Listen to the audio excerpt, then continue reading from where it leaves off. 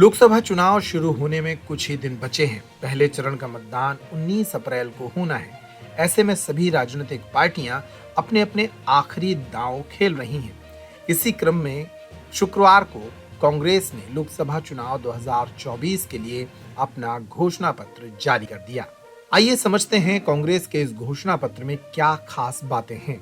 घोषणा पत्र में 25 तरह की गारंटियां दी गई हैं।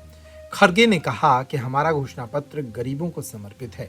उन्होंने कहा कि ये घोषणा पत्र देश के राजनीतिक इतिहास में न्याय के दस्तावेज के रूप में याद किया जाएगा। राहुल गांधी के नेतृत्व में चलाई गई भारत जोड़ो न्याय यात्रा इसी पर केंद्रित थी। यात्रा के दौरान 5 स्तंभों युवा न्याय, किसान न्याय, नारी न्याय, श्रमिक न्याय और हिस्सेदारी न्याय की घोषणा की गई।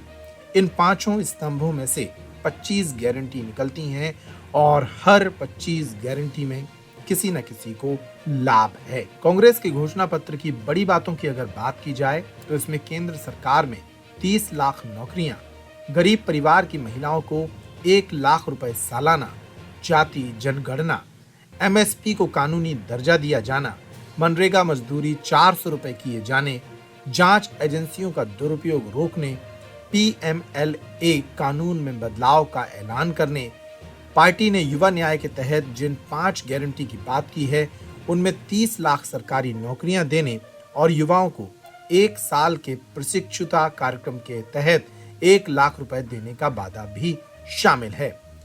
जनगणना कराने और आरक्षण की 50% की सीमा खत्म करने की गारंटी भी दी गई है। पार्टी ने किसान न्याय के तहत न्यूनतम समर्थन मूल्य को कानूनी दर्जा दिए जाने, कर्ज माफी आयोग के गठन तथा जीएसटी मुक्त खेती का वादा किया है।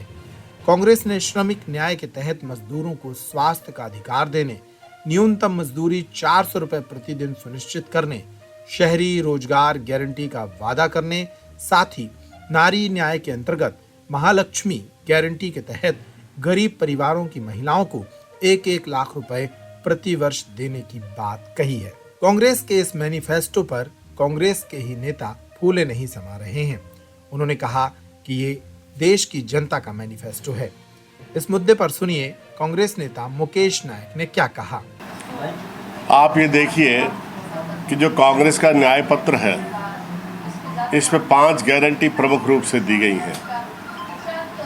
देश के नौजवानों के सशक्तिकरण के लिए, महिलाओं को आत्मनिर्भर और सशक्त बनाने के लिए, श्रमिकों को, जो देश के सबसे अंतिम पंक्ति का व्यक्ति है, उसको एक समयबद्ध आर्थिक योजनाओं का लाभ देने के लिए, किसान की एमएसपी के लिए, समर्थन मूल्य के लिए, और प्रति हेक्टेयर जो उत्पादन लागत बढ़ी है उसके अनुसार किसान को सब्सिडी और अन्य मदद करने के लिए, और सबसे बड़ी चीज़ है जो देश का बेरोजगार नौजवान है, जो देश में केंद्र सरकार के, राज्य सरकारों के हजारों लाखों पद खाली पड़े हुए हैं।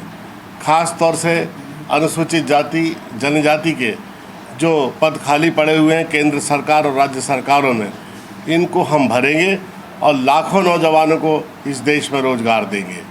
देखिए, अभी पहले चरण के नामांकन की डेट ख़त्म हो चुकी लोकसभा चुनाव की। इसका मतलब है कि लोकसभा चुनाव अब पूरे अपने प्रवाह में आ चुका, लेकिन बीजेपी ने आज की डेट तक अपना घोषणा पत्र तक जारी नहीं किया।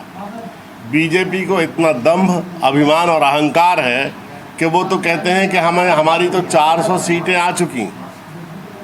किसी भी बीजेपी के सामान्य नेता और कार्यकर्ता से पूछ लीजिए, वो आपको यही कहेगा कि हमारी 400 सीट की गारंटी है। मुझे तो ऐसा लगता है कि जिस तरह से 400 सीटों की बात कर रहे हैं कि ईवीएम का बटन इनके हाथ में आ गया है, अभी वोट पड़े नहीं और ये 400 सीटें जीत गए। उधर कांग्रेस के इस मैनिफेस्टो पर शिवराज सिंह चौहान ने कहा कि ये झूठ का पुलिंदा है। शिवराज सिंह चौहान ने कहा कि कांग्रेस हर बार लोगों को झांसे में लेने के लिए झूठे वादे करती है। उनके वादे झूठे जो कभी पूरे नहीं होते। भारतीय जनता पार्टी दोनों चीज़, एक तरफ जो काम हमने किए हैं वो, और दूसरी तरफ विकसित भारत का रोड मैप लेके हम जनता के बीच में जाएंगे। मैनिफेस्टो पर काफ़ी काम हो रहा है और खुशी की बात ये, प्रधानमंत्री जी ने अपील की लोगों से कि सुझाव दें। हमारे पास हजारों सुझाव आए हैं, उनका अध्ययन हो रहा है और जल्दी सुविचारित, और केवल सुविचारित मैनिफेस्टो नहीं होगा, उसको ज़मीन पर उतारने का